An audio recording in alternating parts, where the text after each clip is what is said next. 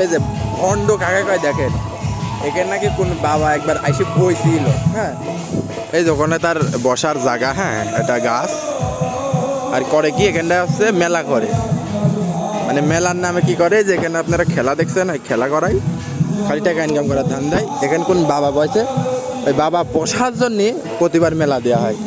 অথচ আমাদের নবী যদি একটা বাবা যদি বসার কারণে যদি সেখানে মাজার হয়, আমাদের নবী যদি পায়ে পায়ে হাইটে সেখানে পায়ে পায়ে সেখানে মাজার হয় তার দরকার, তাই না? আর এখানে কোন ভণ্ড বাবা বেছিল, ওই ভণ্ড বাবার কারণে মাজার হয়ে গেছে। হাতে তালি দিয়ে ভণ্ড দেখবো কত, বাংলাদেশে ভণ্ডর আর অভাব নাই, ঠিক আছে?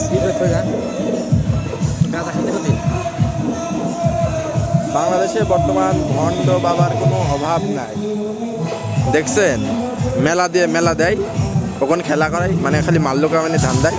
এখানে কোন বাবা পাইছে, ওই বাবার আছে এই যে মাল্য কামাই।